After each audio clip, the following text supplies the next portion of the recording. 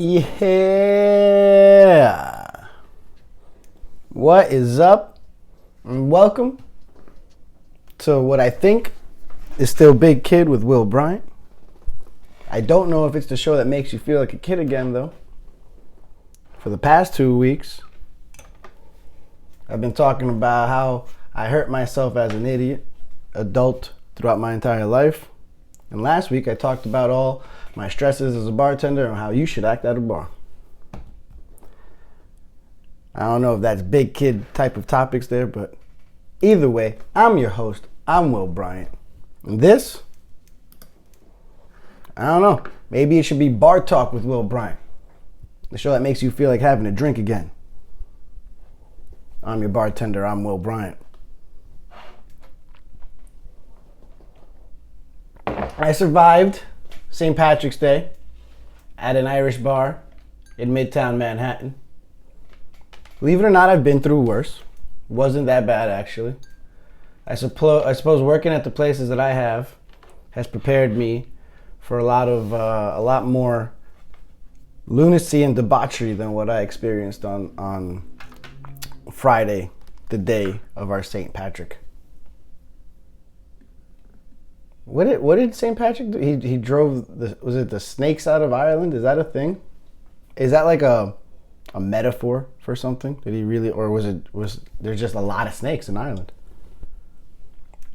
And does that get you sainthood? Driving snakes out of Ireland? Aren't you just like a really good landkeeper at that time? I don't know. I'm getting off topic already. Kind of. St. Patrick's Day. Not that bad. But I realize that it doesn't matter if you bartend in Queens or if you bartend in Midtown Manhattan. There are idiots everywhere you go. It's funny, I spent like 2 hours, I believe, last week drunkenly ranting about my escapades as a bartender and what I see behind the bar or from behind the bar. And I thought, well, I used up about half of my bartending material and stories and whatnot. And then the weekend happened and I realized, actually, you morons out there provide me with content and material pretty much on a daily basis. Because every day, even on what's a pretty uneventful day for a bartender, we can probably go home and tell you an interesting story. By the way, not drinking today. I was pretty drunk for that episode last week. Would like to stay sober for this one this week, especially because I have work later today. I have to tend a bar for you madmen. You know, I got to thinking about what I see from behind the bar, and I've gotten very used to and dare I say even good at pointing out when people are on a first date.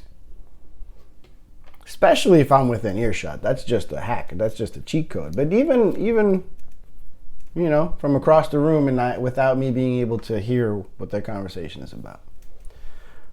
There's funny body language on first dates. Especially, you know, what's even more common now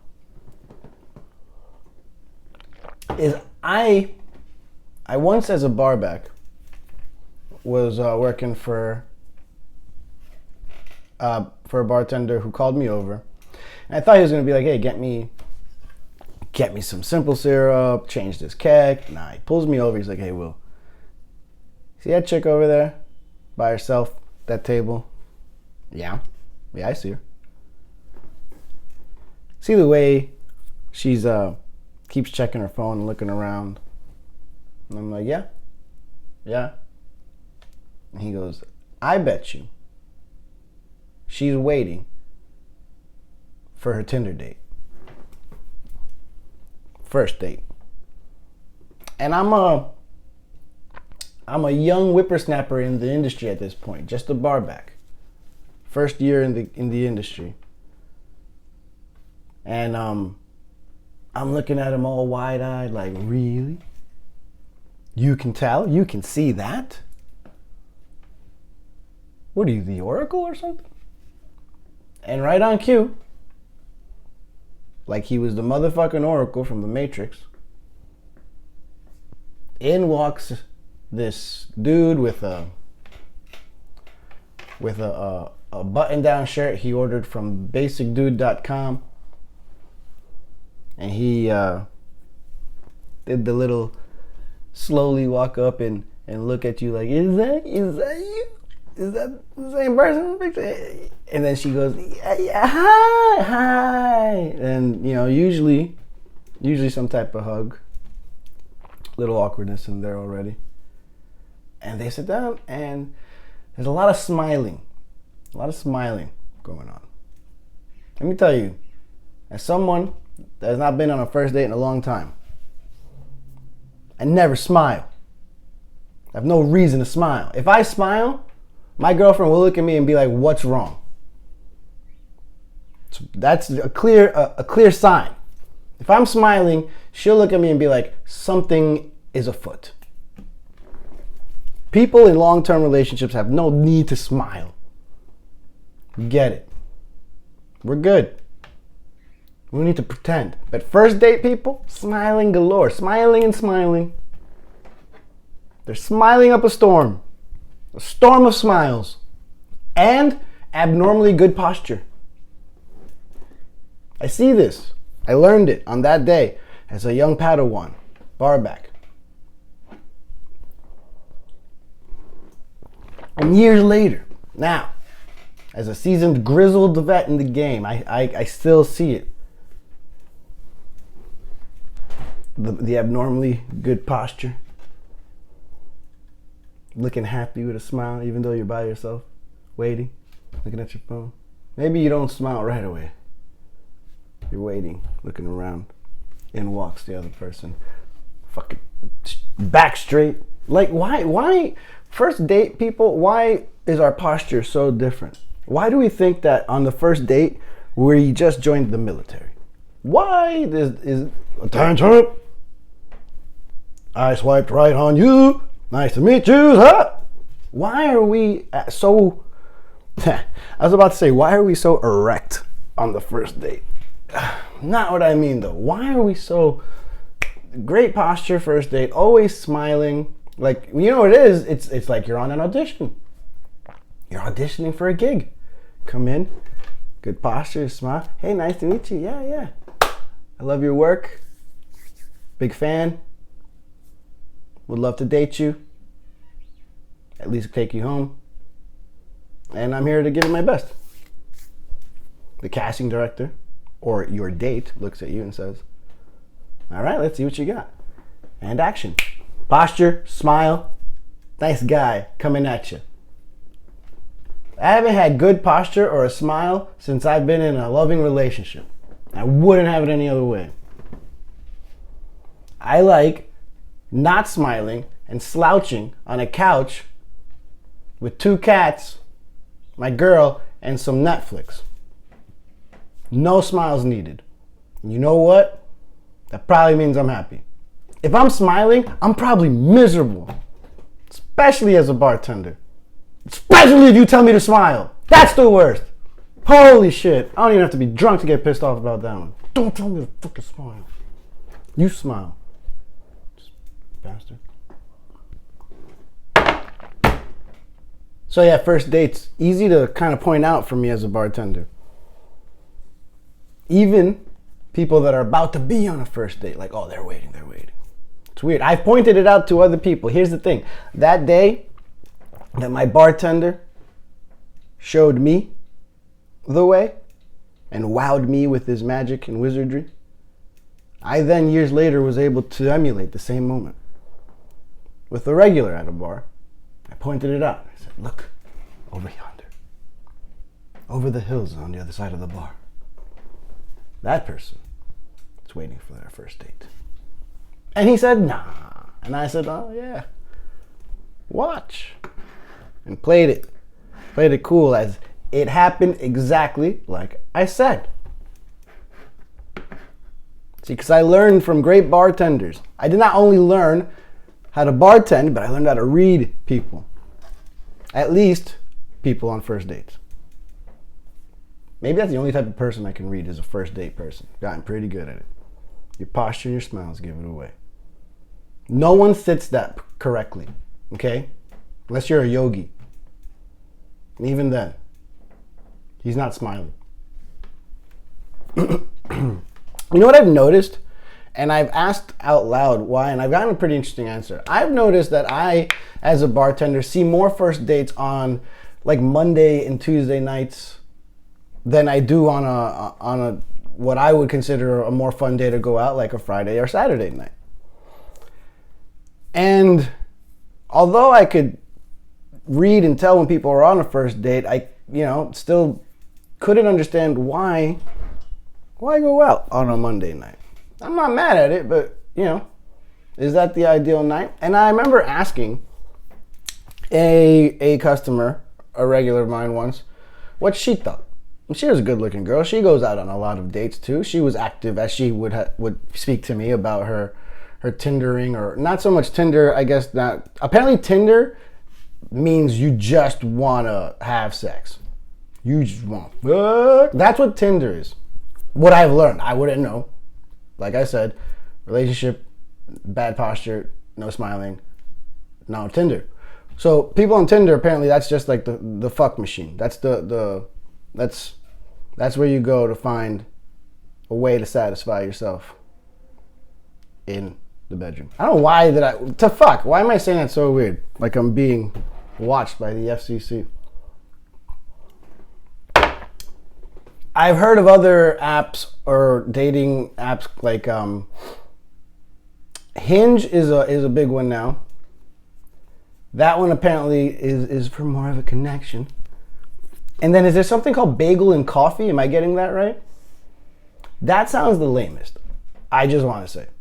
Bagel and how'd you guys meet? We met on Bagel and Coffee. Wow, I'm sure that's a fucking passionate ass relationship right there. I'm sure they're sexing up a storm. Bagel and Coffee couple. They go to their local bakery, buy 6 bagels, get the 7th for free. Buy a smorgasbord of different flavored cream cheeses. Take them home. And do nasty things with them. Bagel and bagel and coffee. The hell? Anyways, I've heard of that. And a lot of these dates, like I said, Monday nights often, Tuesday nights. And I asked her what she thought about that. This regular of mine that told me about Bagel and Coffee and Hinge and what have you. And she said that she believes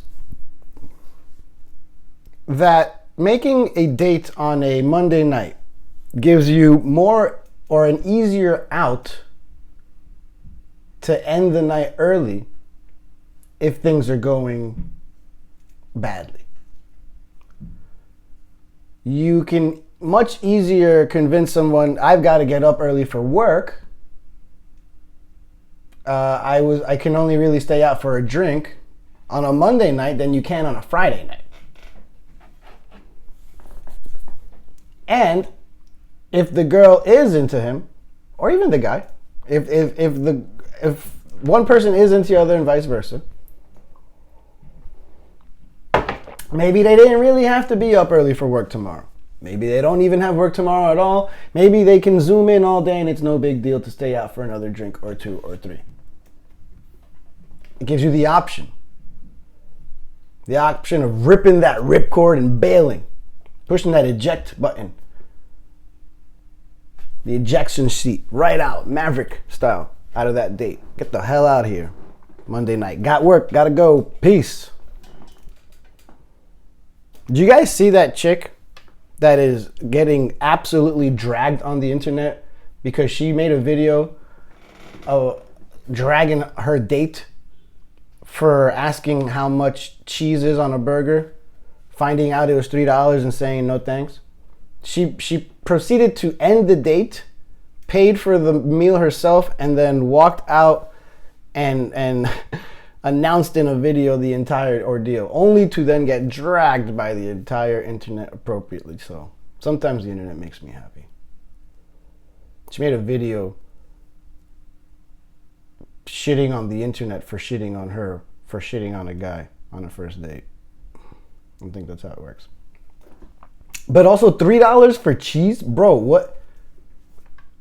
Are you fermenting the cheese like on the spot? What? Jesus Christ. Also, I have no idea if you ferment cheese. Just noticing that. In case anyone wants to call me out for that in the future. Do you ferment cheese? Do you ferment $3 cheese? Don't buy $3 cheese on a first date. Unless you can afford it and it doesn't come out of the tip. Dates on Monday nights. Easy out. In case someone asking for the price on cheese is really a red flag for you. Man, speaking of red flags, witnessing first dates as a bartender is like accumulating a book of red flags across the land. Because I see a lot. Red flags become way more obvious with a little drinksy in the system, if you know what I mean. As I have coffee in my system now. Red flags. I mean, just this weekend. What's today? Wednesday? No, today's Thursday. Actually, on Wednesday. Yesterday. Just yesterday. So I'm not even reaching back in my Rolodex of memories here to give you guys, one of my top stories or good stories. No, let's just talk about yesterday. How about we do that? I was bartending. And these guys, well, first of all, the girl that was sitting at the bar had all these signs of someone waiting for a first date. Nice posture, trying to seem like she's in a good mood in case the guy walks in when she's not paying attention. You ever, do you remember doing that for a first date? If you were the one that arrives first, you have to try to sit in a way where you look cool and casual. Like, yeah, I'm just waiting here, I'm chilling. Waiting for her to show up. Waiting for him to show up. And then if they don't show up, they don't show up. I'm still chilling. You're sitting in a weird way where you want to look cool at every single possible moment until that person arrives. Because you never know. You never know if that moment that you adjust your wedgie or scratch the inside of your nose or, scratch somewhere else is the moment that your date decides to walk through those doors. And bang, that's the first thing they see. You don't want that. So you try to look cool, calm, collected. If you're the one that's arriving later, you're trying to figure out what's the best way I can walk into this spot right now. What is the number one way I can walk into this bar right now and immediately own the spot? Bang, walk in, watch me, star, you love me immediately. How do I do that? And every time I think it's walking in and opening the doors and looking like I'm a little angry and annoyed. And in my head, everything's in slow motion. But in her head, she's looking at me like, why is he already annoyed? I don't know. Everyone always tries to look cool in that first impressions, baby. First impressions. So this chick is at my bar, getting ready for the first impression for like 10 fucking minutes because this guy was, I'm guessing, late. Her back is starting to hurt from how she's posing so hard. Just smiling. Stop smiling at me. I'm not your date. Fucking, I know, I get it. You're waiting for this dude. Jesus. Finally, this dude arrives. Big tall guy arrives and they sit down and They sit all postured and shit, smiling up a storm of smiles. And they drink. A sign that the date is going well is always a second drink. Guys, if you're on a date with a girl, and if you're at a bar, and you have a drink, if she's down for a second drink, that's already a small victory right there, my friend. Keep going. You didn't get to the end zone, but that's a solid 8-yard gain, maybe even a first down. It's up to you to not fumble that ball. Keep it tucked in, nice and safe. If she wants another drink, that's good. You know what's an even better sign? When she wants a second when she wants a third drink. You know what's even a better sign is when you're on a date and she wants a third drink. Now, she definitely wants to spend more time with you. She's realizing that the drinking is also allowing the conversation to perhaps flow a little bit more freely than perhaps it was at the start of the date. A girl normally is not going to allow herself to get tipsier and tipsier with the guy that she's not feeling. Normally, if a girl is not enjoying her time with a guy, she will not have more than 2 drinks. That's always a good sign. But man, it's still up to you to not fumble that ball. Now here's the thing. For me, when I say get to the end zone, I'm not trying to say, take her home and have your way with her. No, what I'm trying to say is the end zone is getting that second date, is having this other person realize, hey, you're a swell guy. You're not a weirdo. But every now and then, quite often, those red flags come out. Because here's the thing. Those second and third drinks, and sometimes fourths, and then shots, and then fifth drinks, and then other shots, those don't only lead to the conversation loosening up, it leads to other things coming out that perhaps weren't supposed to come out on a first date. These red flags, suddenly the posture might not be so good, the smiling might not be so strong, but also things might happen. Yesterday, these guys, this dude and this chick, about, I'd say 4 beers in each. Maybe 5, the guy might have had 5 or 6. Big, tall, Irish guy, 5 or 6 beers. Other chick, 4. Guinnesses, by the way, like not even light stuff. And at one point, this trio of people walked in, and this woman quite politely asked if the 2 of them could just move over 1 seat so that the 3 of these people could sit down together, because there was only 2 seats open in that area, to the left or to the right. And this woman is probably 5'2", weighed all of maybe 110 pounds. And this guy, who's, I'm going to say 6'2", 6'3", 240, stares at her angrily, face flush from the drinking, and says, well, you know what? We're going to close out right now anyways. So just wait a minute.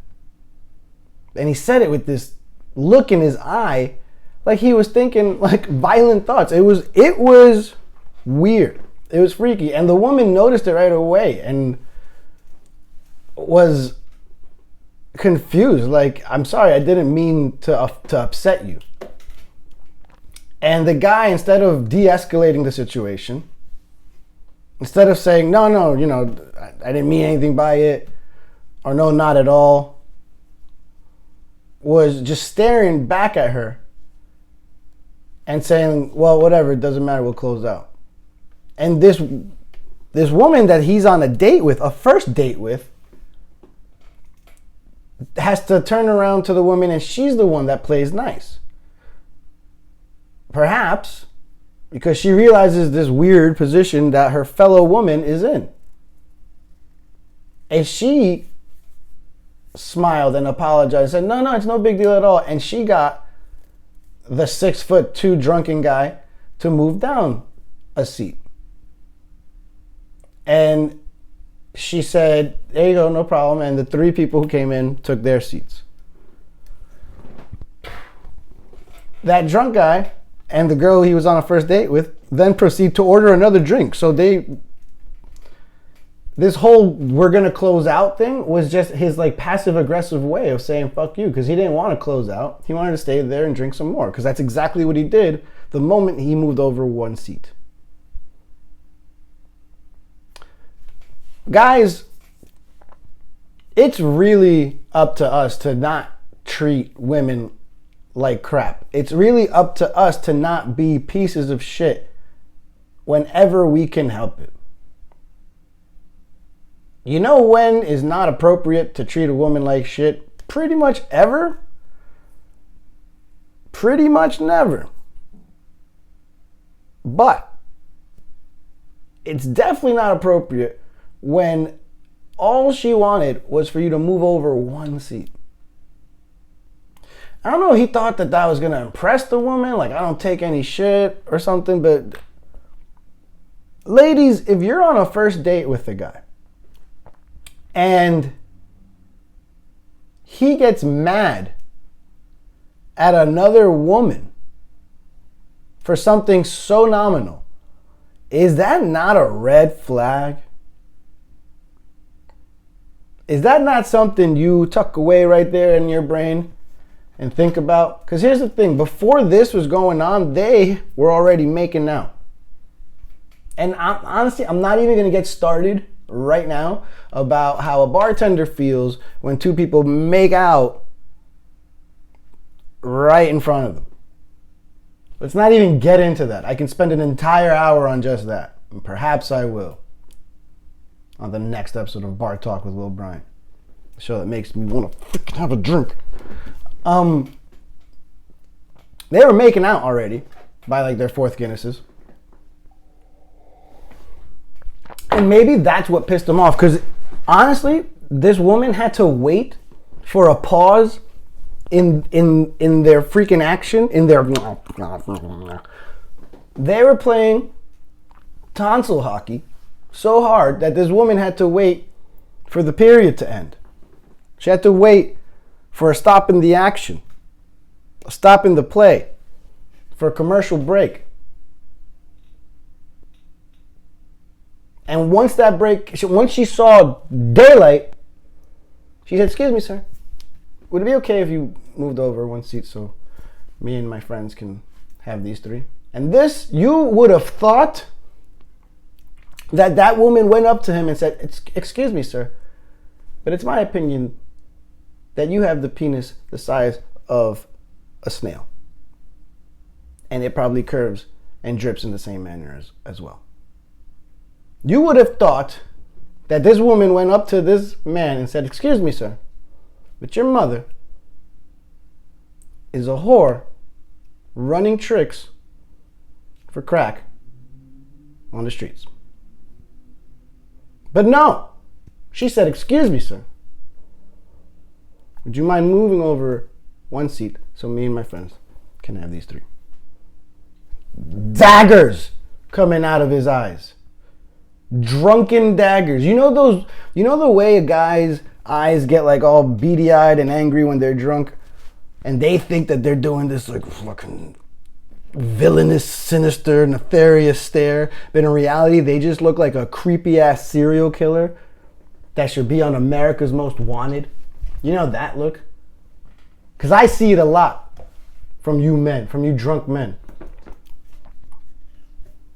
Drunk women are different. Drunk men, man, you guys suck. Because of moments like this, isn't that a big red flag, ladies? They move over, they order another drink, and they start making out again.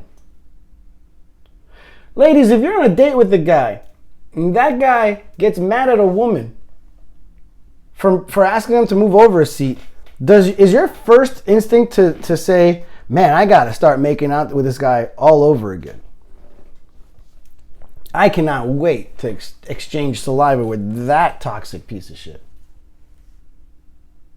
And then he did the thing where he started talking about, like, can you believe we're sitting here talking and she wants us to move? Can you fucking believe that?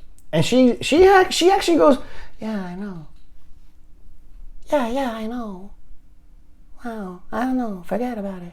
Don't think about it. Don't let it ruin the night. Don't let it ruin it. Bitch! Red flag there! You have a red flag sticking right out of your ass right now.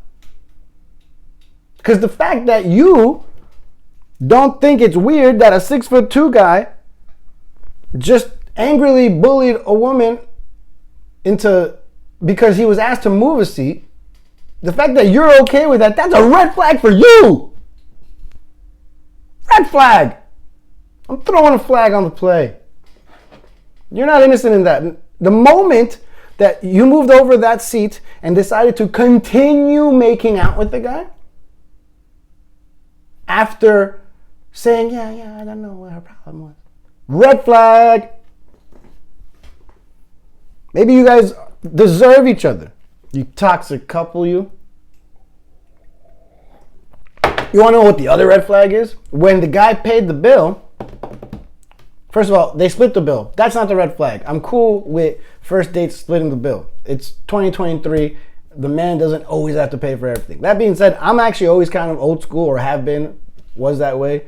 I was the kind of person that would always pay the bill, or at least try my best to. But I don't judge first dates at all for splitting. Well, you know what I do judge? Bad tipping.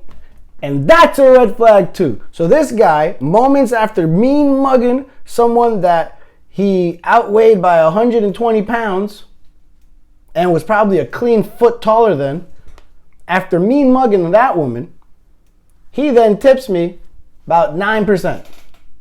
And if we remember from last week's episode, that's a shit tip, because 15 should be the bare minimum. That's standard. Bad tipping on a first date, red flag. Red flag galore. The way you treat your service industry people is a reflection upon yourself. But you know what else is a reflection upon yourself? The way you stare at women for no reason just because they asked you to move. This happened yesterday. Bunch of red flags there.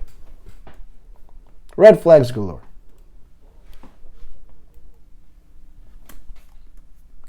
These I see men trying to court the opposite sex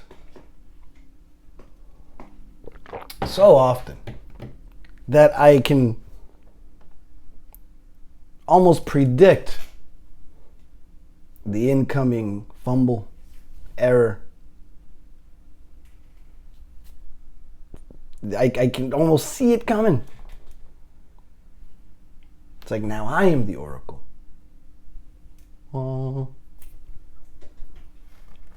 It's really awkward for me sometimes to stand around trying to do my job and just seeing guys walk right into shit, man. I mean, guys hit on girls all the time. I work at a bar. Guys hit on girls all the time at bars. Look, girls hit on guys too, and girls often go to bars to get hit on by guys. I get it. It's just a vicious circle of hitting and hitting and hitting. Hitting on and hitting on. Sometimes hitting. As I will get into, that happened yesterday as well.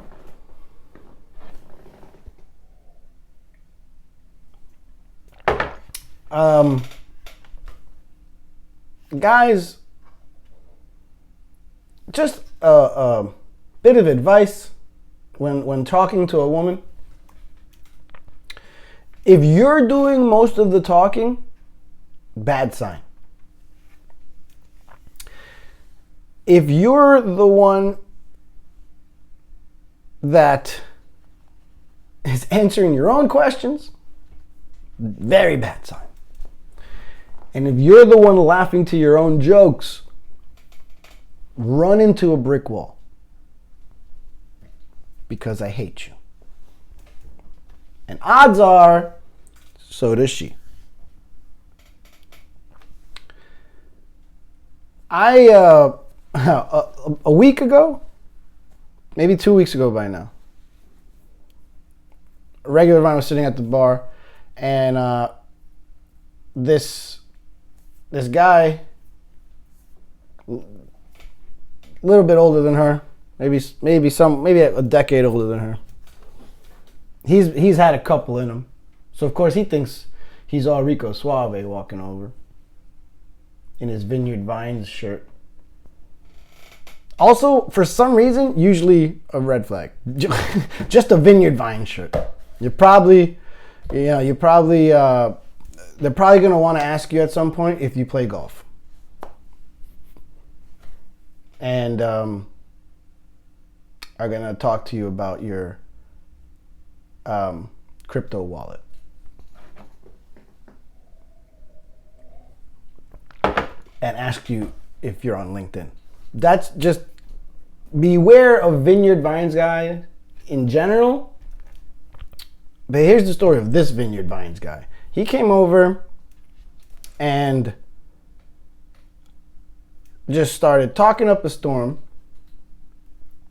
And I could hear him ask questions that essentially would set himself up to tell some other story. Here's what it was like. If you don't know, when someone is a guest on shows like Jimmy Fallon, Stephen Colbert, Jimmy Kimmel, back in the day, Jay Leno, Conan O'Brien, David Letterman, stuff like this. When you're a guest on this show, by the way, I love the way that I'm saying this as if I'm speaking from experience. Back when I was a star and was a guest on these shows, this is the way it would go down. Sit down under the learning tree and learn a lesson from big star Will Bryant as you learn how it goes down in Hollywood. Little look inside, behind the curtain for all you normal people out there. Or as we call you in the industry, the normies. The plebeians. This is how it goes down for us stars. So, first of all, I don't do any of the work. My agent is called by someone that works for one of these shows. Let's say it's Late Night with Jimmy Fallon. Someone on Late Night with Jimmy Fallon, someone on his team, calls my agent and says, hey, we're very happy to have Will Bryant on the show tonight. Or today, because they usually film in the afternoon. And they ask, are there any interesting topics or stories that Will has that he would like to talk about? Obviously, Will's on to promote his new album, his new movie, his new podcast. But besides that, does he have any good stories? Perhaps a funny anecdote about something that happened to him, something he did perhaps, something he accomplished. And the agent, my agent, will be like, you know what?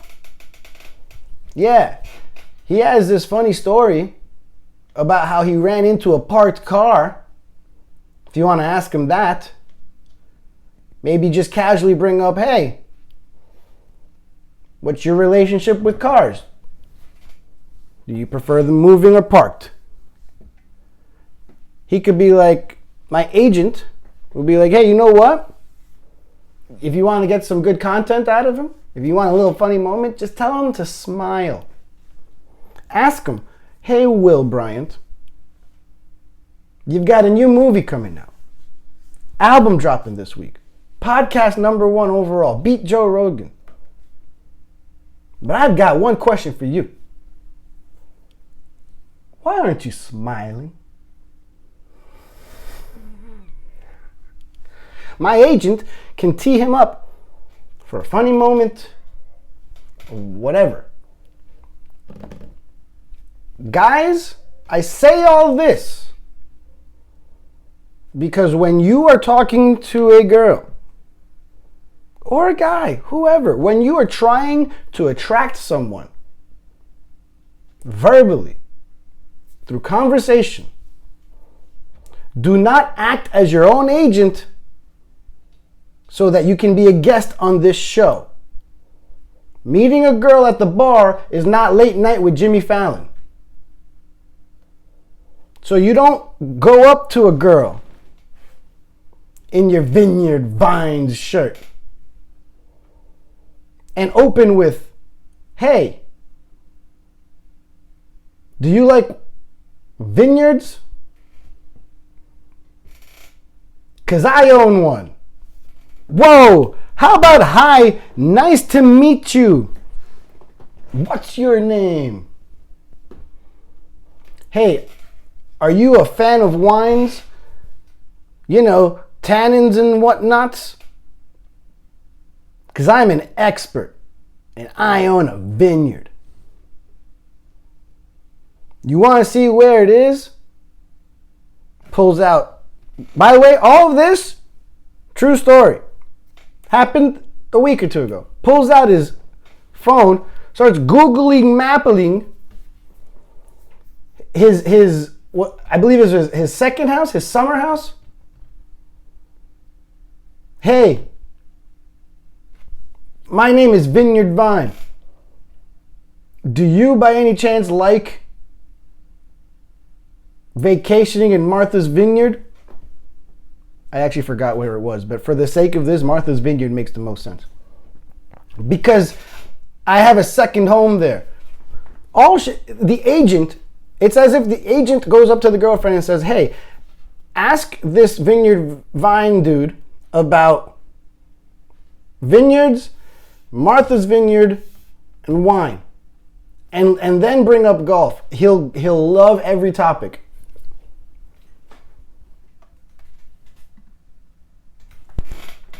He takes out his phone and on Google Maps puts in his address, and then with his two bitchy ass Vineyard Vinny fingers moves the map over and points to another house. And you know what this Vinny asshole said? He said, you see that house? Jay-Z and Beyonce own that house. Hey guys, you want to know what not to say to a girl at a bar? Don't say that you live next to Jay-Z and Beyonce and show it on Google Maps.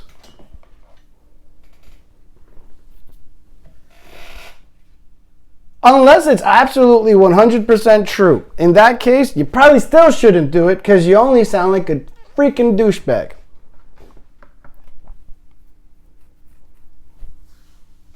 I like the way he said it too. Own the house.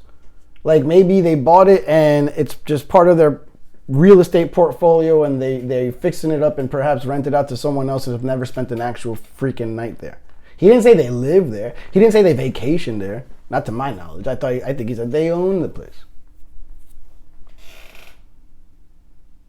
Okay.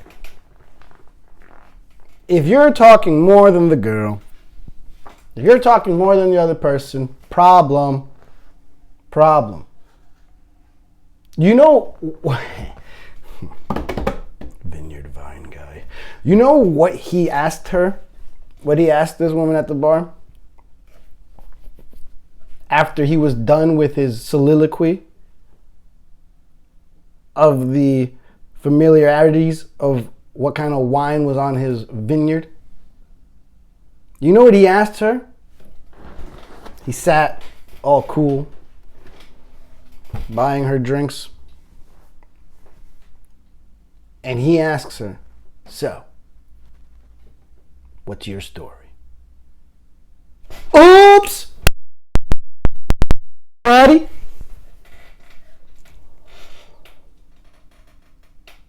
That's not gonna get someone to talk. That is the least amount of effort that you can possibly put into wanting to learn a single minutia of the person sitting across from you. So what's your story? What's she supposed to say?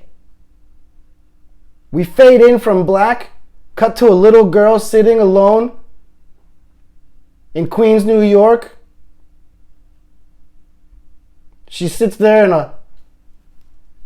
in a quiet room wondering, where's daddy?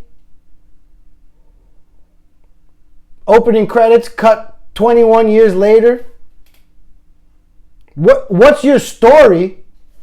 What do you want? My biography? Do you want me to give you a link to my Wikipedia page? What's my story? What do you think, I have a 12-part podcast that you can listen to? True crime series about the origin of me? What's my story? Like I wrote a screenplay and sold the rights to Hollywood? What's my story? What's your problem, Vineyard Vine guy? You just talked up a storm about a vineyard on Google Maps, and you end it with, what's your story?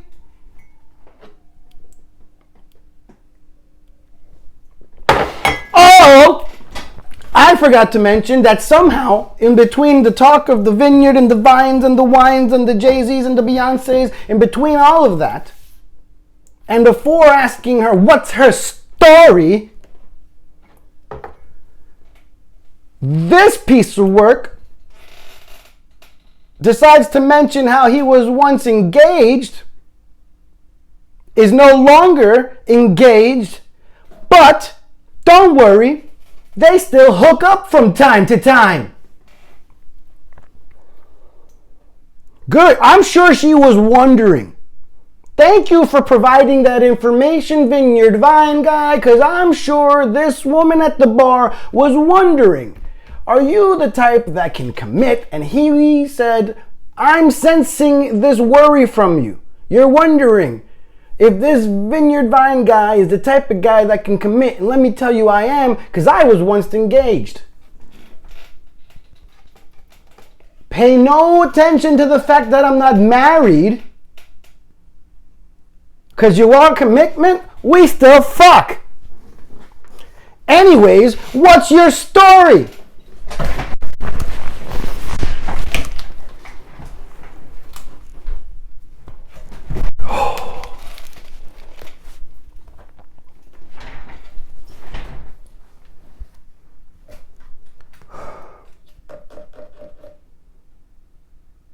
This is like 2 weeks ago, guys. Last week I ended the episode and I thought to myself, man, I used up all my stories. Oops, I was wrong. I forgot. You guys give me material on a daily basis. On a daily freaking basis. Case in point, last night, see, I told you about, wow, don't mind me as I lose my balance in a chair. I'm sitting on a chair and I almost fall. I'm not even in the bathroom on a bath mat. I'm not even on the football field. I'm on a chair and I'm still almost injuring myself. Where was I? For my life flashed before my eyes. So, a week ago, Vineyard Vine guy. Well, let's just, for all of you guys out there that like a nice conclusion to your stories, let's take, what are our takeaways? What did we learn? Number one, guys, throw out all your Vineyard Vine shirts. Just do it right now. Number two, do not ask women questions only to prompt yourself for an answer. Why? Because three, the more you talk, the worse it's going. Let her talk. She wants to know that you're a good conversationalist. She doesn't want to know that you have good material you've been working on and workshopping. And 4, perhaps leave out any information about who you're fucking at the moment when trying to court this person at the bar. And what am I up to? 5? I don't know. Let's just say, and next, and finally, and last. When wanting to talk to someone and genuinely learn about them, come up with something better to inquire with than what's your story? You lazy vineyard vine piece of shit. So that was like 2 weeks ago. Yesterday during the day, I think it was yesterday. If not, it was Monday, whatever. This week, last week, Vineyard Vines. This week, earlier this week, 6 foot tall Irish guy gets mad at a petite woman for being asked to move over. Last night, I kid you not, the very last customers that I had before ending my night and going home. I'll leave you guys with this one. And it's just more examples of, I suppose, some red flags, some bad moves, and fumbling the ball. This, before this lady ends up walking in, but before that, this group of 4 people were not even sitting at the bar. They were sitting off at a table. And they had been there for hours. I'm talking 4 hours maybe. And they were drinking up a storm at the table. My server was running drinks to them. All I did was, I was working, the entire bar by myself. So I served the people at the bar, and I make drinks for the service bar, which is when people at tables order drinks. It still has to be made by the bartender. It's just brought to you by your server. So essentially, I made every drink that was drank in that bar last night. These people are drinking up a storm at the table. Hours pass by, and this woman walks in and sits down and orders a wine. Absolutely pleasant, polite woman.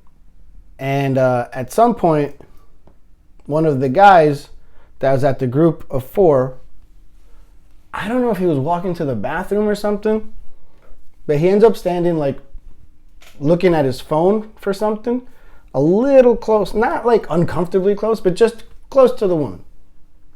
And I kid you not, the woman turns around and blatantly blurts out, "Are you lost?" And at first, I, the third party here, though the witness, I thought she was being crazy rude or blunt or something, I thought it was her trying to curve this dude from the very start. But what I realized quite quickly, within a couple of seconds, was I misinterpreted that initial,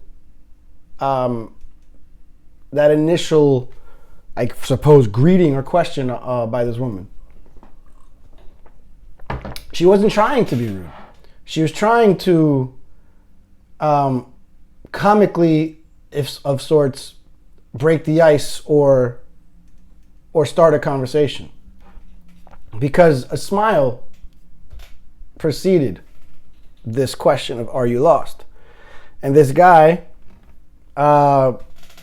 looks up and realizes his opportunity and strikes up a conversation with her, which I will admit I thought was going well at first. He ends up sitting down with her, even though he has 3 friends at a table. Don't blame him. And the 2 start talking. And she's giving all the signals that she is interested in this guy, not throwing herself at her, But she is interested. She's engaging in the conversation.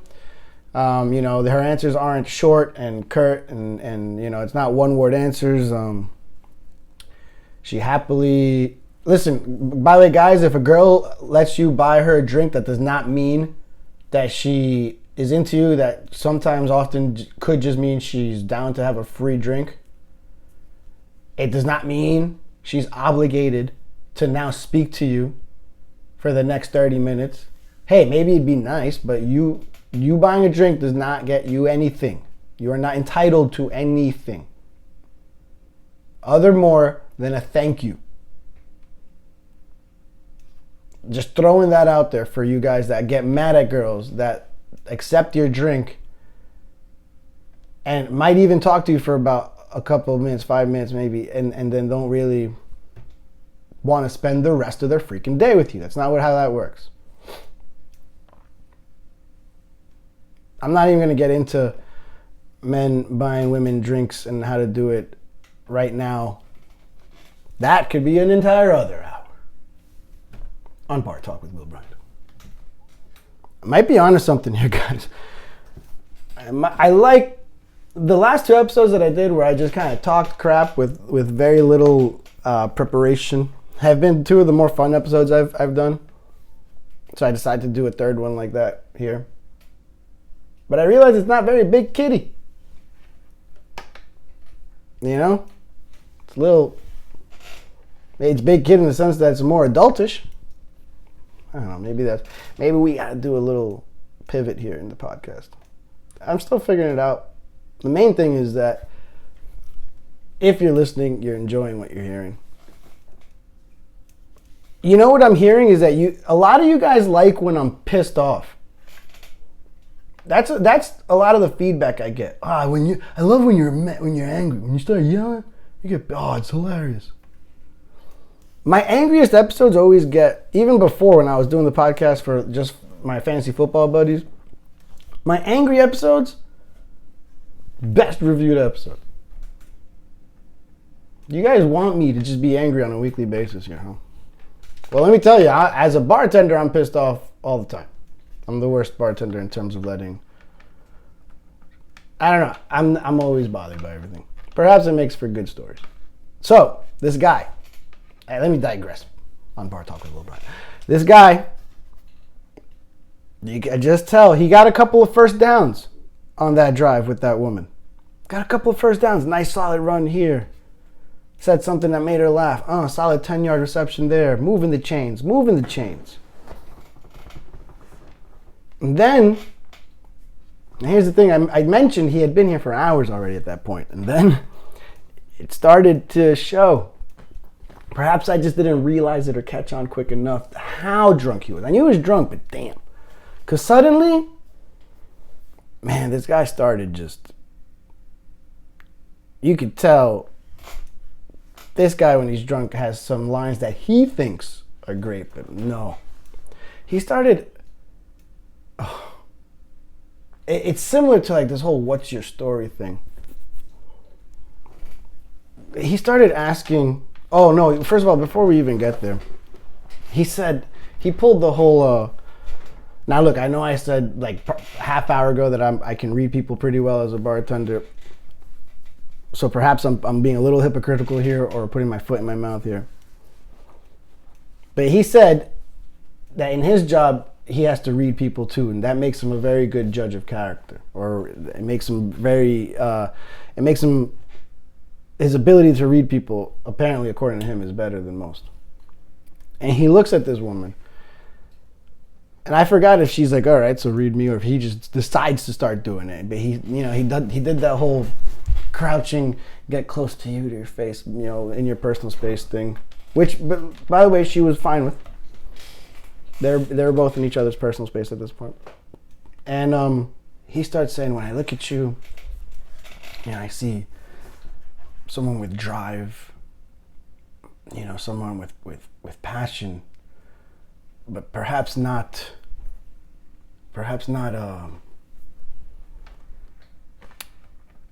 still wanting more out of life. I see someone that maybe knows that they can do more. I see the desire to get there, you know. And I'm listening to this dude going, holy shit, she can't be falling for this, right? You know what it reminded me of? I know you guys are out there. You zodiac sign aficionados that read horoscopes. Now, is it just me, or are those horoscopes the most open-ended things that you can say to someone or anyone? I can look at anyone right now and be like, you are not as, you could probably be happier in life.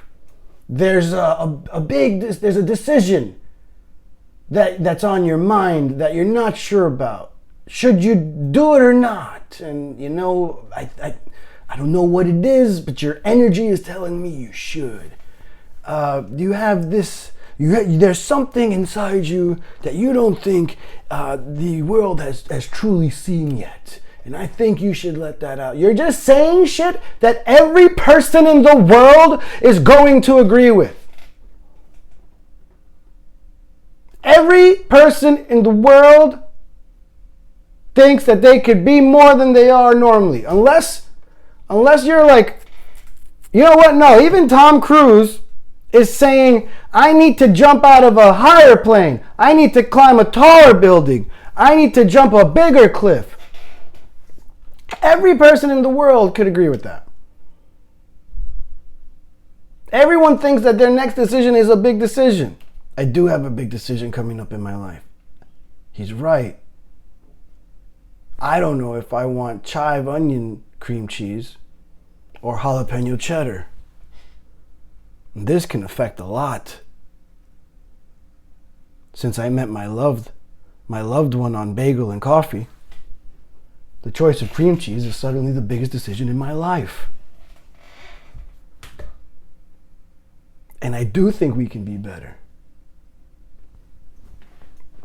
He thought he was like reading this woman in some like deep way. Nope. Not the case. You were just being an idiot. You know what he said when he talked about what he does? He was like, you know, it's not really what I do. It's what I think what defines a person is what you're passionate about. And you know what I'm passionate about? I'm passionate about changing lives. Oops! What the fuck does that mean? What are you, the host of Extreme Home Makeover? Are you gonna drive up to someone's house, tear it down, and replace it with something 10 times better? With brand new appliances from Sears? Oops! What are you, from Publishers Clearinghouse?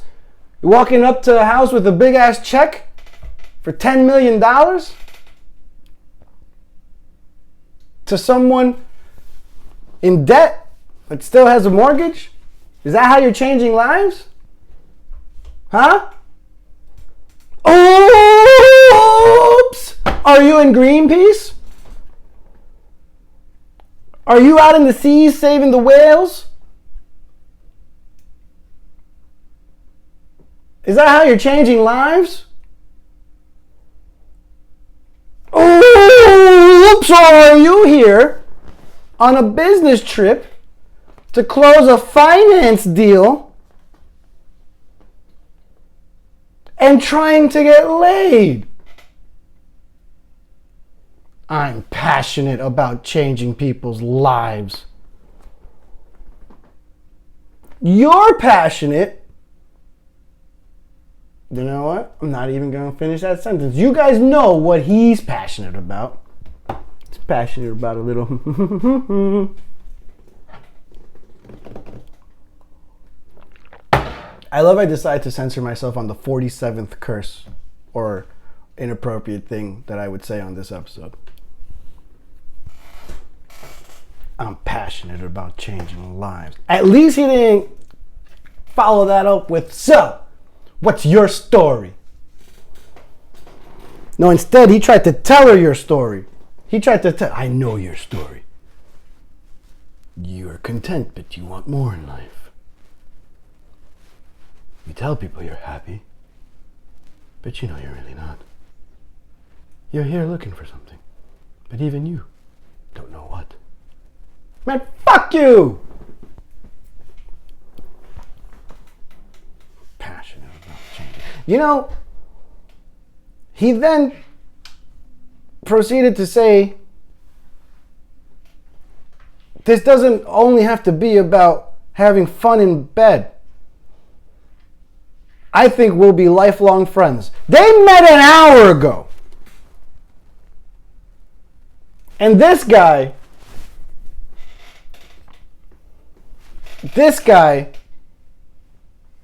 pulled out the I think we'll be lifelong friends line.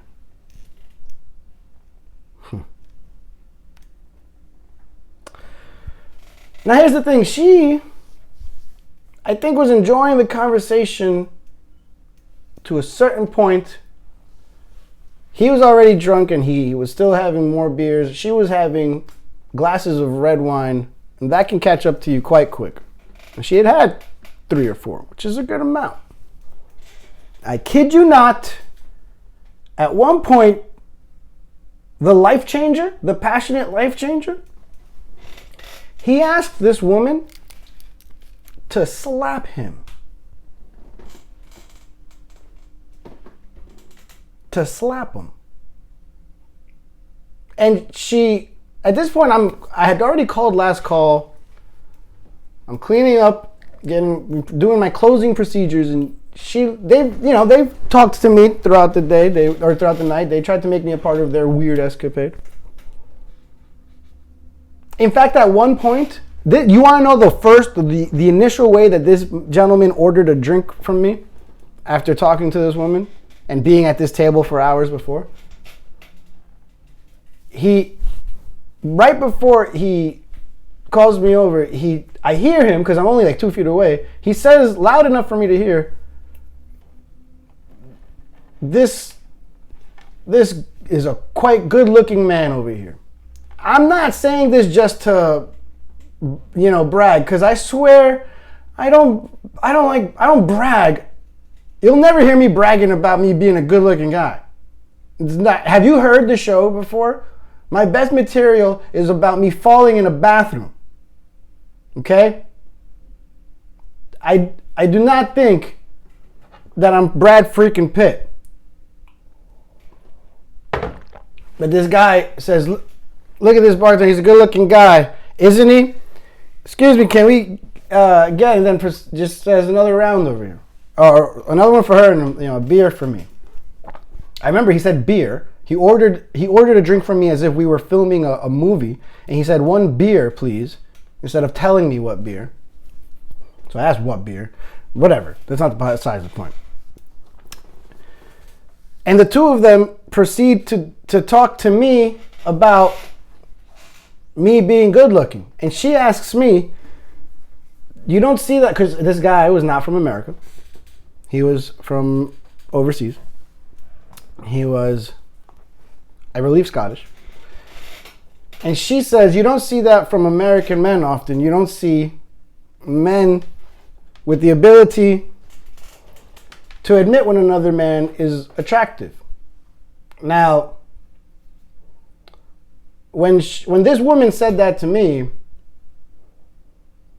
a quote from a great philosopher came to mind that I learned back, I think I was in college. And let me see if I'm getting this right. That's right. When she said that to me, I thought of this quote. Bitch, you must not know about me. You must not know about me. Because I have no problem admitting when a guy is good looking. In fact, it kind of bothers my girl that I think many men are good looking. She'll agree with me, and then I get more excited than her, and she'll be like, all right, calm down. Calm down. Listen, Michael B. Jordan is that hot. Are you kidding me?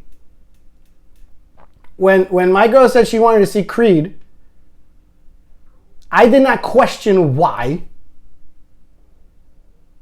You do not question why an animal wants to feed, and you do not question why a woman wants to see Michael B. Jordan. Because I want to see it too. I get it. She must not know about me.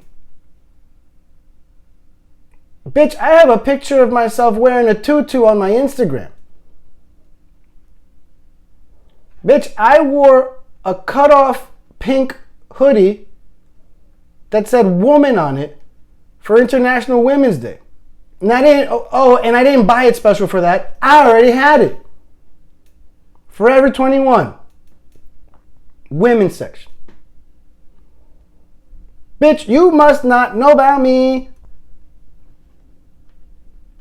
I told her though, I was like, I have no problem admitting when a man is hot. She then realized I did not say anything about the man she was talking to. Little hint there. That had a bunch of drinks. And after this man told her how passionate he was about changing lives and acted like he was a freaking psychic in reading her. This dude thought he was the Scottish Walter Mercado. He asked her to slap him. So she calls me over and she says, Will, tell this man that I'm not allowed to slap him in your bar. And I said, well, I'm basically the only one, I'm the manager in charge right now. And I'm not going to kick you out for slapping this guy in my bar. And she said, but Will, what would you think of me if I were to slap this man in your bar? And I said, you would be my hero. At which point, this man laughed. She cocked her hand back and she let him have it. Let me tell you, she let him have it. I'm not gonna lie, my mouth kind of dropped. My jaw opened. I was like, oh, that was a slap. This dude almost fell off his chair. He had to get up off the chair to regain his balance. And he tried to play it all cool. And he goes in for a kiss and she curves him. Mwah, mwah, mwah. No goat. I think two things happened here. One, she realized how drunk he was. And two, she realized how drunk she was. And she actually handled it pretty well and said, I think I have to go, blah, blah.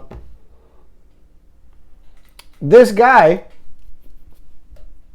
realizes what happened, and his attempt to save face is slap me again. And she says, what? And he says, slap me again. And you know what? She slaps him, wasn't very happy with it, and doesn't even cock her hand back. She just uses the back of her hand to bitch slap him again a third time. And he's there saying, I love it. I love it. I love it. Trying to save face that he just got curved. Some more time passes by. I kind of just sit down and start doing some paperwork, and they're like, oh, are we holding you up? And I'm like, well, you guys are the last people here, and I've yet to pay your tab. So yeah. She was like, oh, I'm so sorry. She starts to get ready. And she like turns to me and like just says, "Oh, I'm sorry, but I think I've had too much, blah, blah, blah." And this guy proceeds to get up and head for the door without saying goodbye or anything, because this guy realizes I fumbled the ball. I'm not getting to the end zone. He wants to make, I know I said he's Scottish, he wants to make the old Irish exit there. In fact, he might have been Irish, I don't know. He made the old Irish exit there. And he had tried to, at least. Because I pulled a little veteran bartender move here. Because see, what I like to do, if the bar is closed, if I've called last call, but I still have some people in the bar that are taking, a little longer to get out of here. Or let's say I called last call at 11:30 and the bar closes at midnight. At around 11:45, 11:50, I might lock the doors, even if there's people inside, just so that other people don't come in and I have to go through the whole, "Sorry, we're closed, guys. Oh, can I just have one drink? I already called last call, just one beer, man. I'm already cleaning up." I just don't want to go through it. So I lock the door. People try to come in, door locked. They look at me. I give them the little, we're closed hand signal. They shrug and walk away.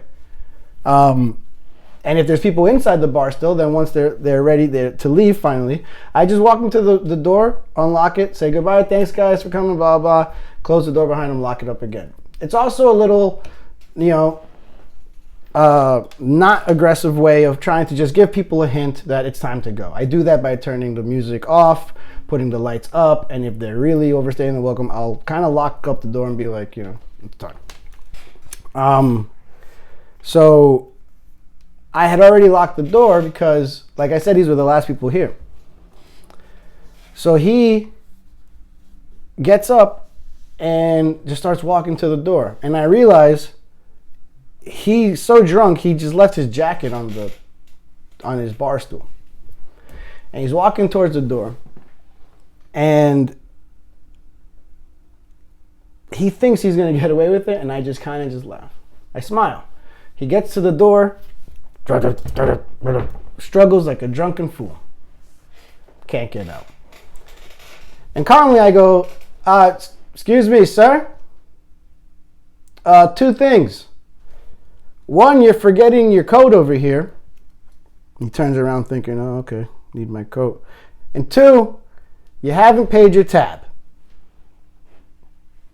And his tab was sitting right at the bar, right in front of his jacket. And he comes back, stumbling and bumbling like a drunken fool. And he says something like, "Oh, I was gonna go get the thing." Not making any sense. At this point, the woman realizes, I saw all the red flags, and I think I'm dodging a bullet here. And she proceeds to say goodbye to me politely and walks towards the door. I walk with her, unlock the door, let her out. "Good night, ma'am. Get home safe." Close the door. This guy pays his bill, finally, and leaves a loser. And here's the thing. When he tried to leave and left his jacket, it was on the chair. He came back for it, draped it over his shoulder, and that's when it hit me. Because I saw the jacket. I saw the logo. And it was Vineyard Vines. No!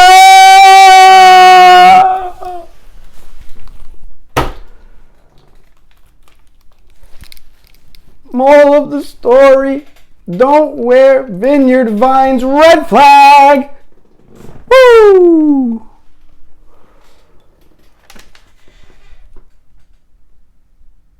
That's all, man. Oh, God. First dates, red flags. and fumbling the ball.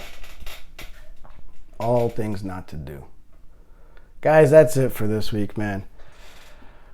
Man, I don't know if this is exhausting as a bartender or therapeutic. I don't know if I'm reliving trauma here or working through it. Either way, I hope it's entertaining to listen to. And for you sick fucks out there that think it's best when I'm angry, this one's for you!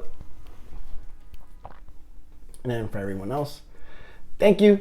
Be sure to rate and review the show on Apple Podcasts. Follow me at I'm Will Bryant on all platforms. That's Instagram, YouTube, Twitter, TikTok, and even Twitch. That's 3 words, I'm Will Bryant. This has been what I think is Big Kid with Will Bryant. But if you can't tell, I'm flirting with it being Bar Talk with Will Bryant. I don't know. Tell me what you think. Either way, I'll be your host. I'm your host. I'm your bartender. I'm all of it. I'm Will Bryant. Till next time, peace and cheers. Fuck Vineyard Vines!